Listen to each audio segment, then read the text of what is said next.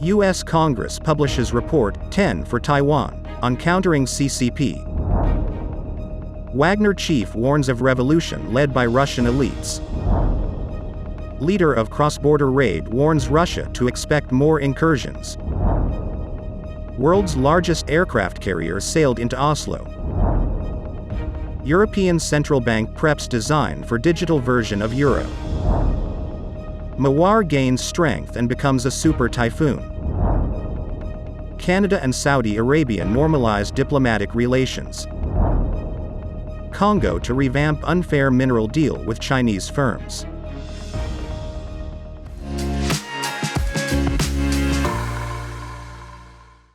Hello, I'm Johnny. Thank you for joining us on Funday News. It's Friday, May 26th, and here are your top stories. On Wednesday, a select subcommittee released a special report outlining the steps needed to be taken to prevent war with China over Taiwan. Chairman Rep. Mike Gallagher told the Post, the 10 for Taiwan report offers lawmakers a blueprint on what Congress can do to deter Beijing from launching an assault on Taiwan. Gallagher said, Congress needs to claw back some of its authority, and particularly we want our grand strategy vis-a-vis China to last longer than a single administration. The chairman said the committee's intention with the report was to drive actions and legislation that could be implemented in the 2024 National Defense Authorization Act. The report calls for the U.S. and Taiwan to create a combined planning group before any conflict breaks out to allow U.S. and Taiwanese planners to build trust and develop procedures for working together. The report emphasized that the Pentagon must increase training with Taiwan to ensure the two militaries can work with each other if needed. The head of the Wagner mercenary force has said that 20,000 of its fighters have been killed in the battle for the Ukrainian city of Bakhmut, and warned that Russia could face another revolution. He said in an interview posted on his channel on the Telegram messaging app. First, the soldiers will stand up, and after that, their loved ones will rise up. There are already tens of thousands of them, relatives of those killed, and there will probably be hundreds of thousands. We cannot avoid that. Yevgeny Prigozhin said 20% of the 50,000 convicts Wagner had recruited, and a similar number of its regular troops, had been killed over several months in the fight for Bakhmut. He pointed to the social disparity underlined by the war, with the sons of the poor being sent back from the front in zinc coffins while the children of the elite shook their asses in the sun. He added, this divide can end as in 1917 with a revolution. Prigozhin was speaking after two Russian rebel militias had made a dramatic incursion into Russia. The Russian commander of the Russian Volunteer Corps, Denis Kapustin, said on Wednesday his group will soon launch more incursions into Russian territory. RVC conducted a raid on a Russian border region this week. Kapustin said two of his fighters had been lightly wounded and that total losses on his side for the operation were 2 killed and 10 wounded. Moscow claimed it killed over 70 Ukrainian nationalists. Kapustin also said the fighters had taken a Russian armored vehicle and anti-drone gun as trophies. Kapustin, who introduced himself by his call sign White Rex, said to reporters on the Ukrainian side of the border with Russia, "You will see us again on that side. I cannot reveal those upcoming things, I cannot even reveal the direction. The border is pretty long. Yet again there will be a spot where things will get hot." Kapustin said Ukraine only supported the RVC with information, petrol, food and medicine. Anything more than this would make things difficult. The world's largest aircraft carrier, the USS Gerald R. Ford, sailed into Oslo on Wednesday, a first for such a U.S. ship. In a show of NATO force at a time of heightened tension between NATO and Russia over the war in Ukraine. The ship and its crew will be conducting training exercises with the Norwegian armed forces along the country's coast in the coming days. At one spot on the Oslo yacht, dozens of people of all ages gather on the shore to observe the vessel as it cruised by, taking pictures and videos. Norwegian media reported the aircraft carrier would sail north of the Arctic Circle. The Russian embassy in Oslo condemned the aircraft carrier's Oslo visit. The embassy said in a Facebook post, "There are no questions in the Arctic North that require a military solution. nor topics where outside intervention is needed, considering that it is admitted in Oslo that Russia poses no direct military threat to Norway. Such demonstrations of power appear illogical and harmful. I always needed time on my own. I never thought I'd be here.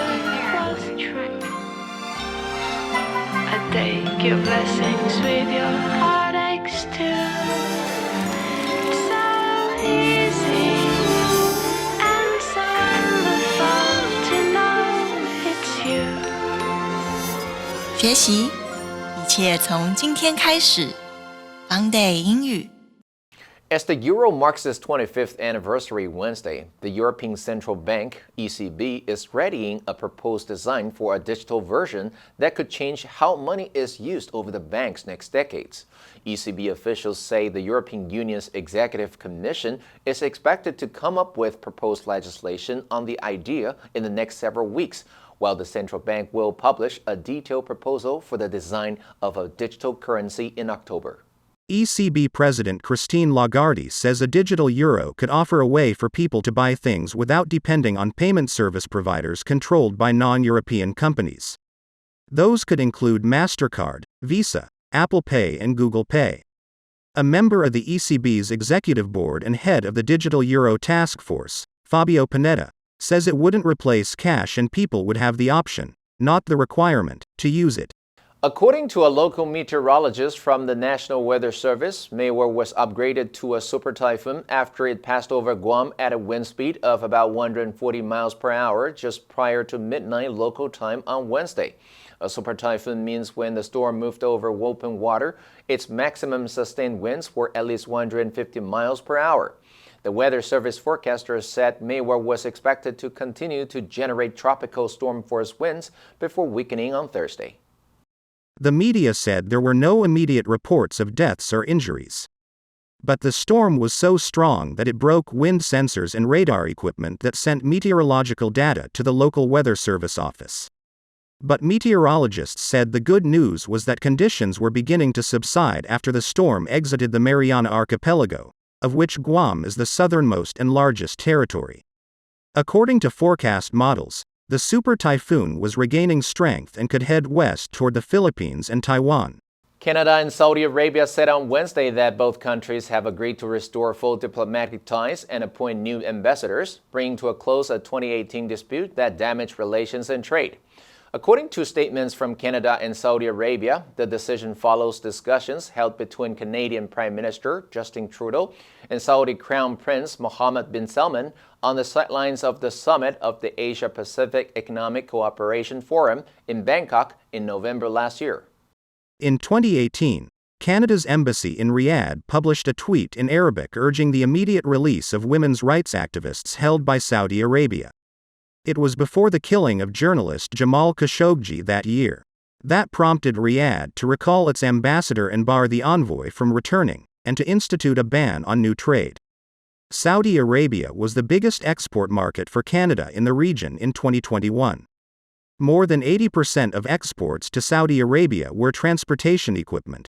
Ahead of talks to overhaul a $6 billion infrastructure for minerals agreement, Congolese President Felix Tshisekedi instructed the government to boost its stake in a cobalt and copper joint venture, Sinomais with Chinese firms, Power Construction Corporation of China, also known as Sinohydro, and China Railway Group Limited from 32% to 70%.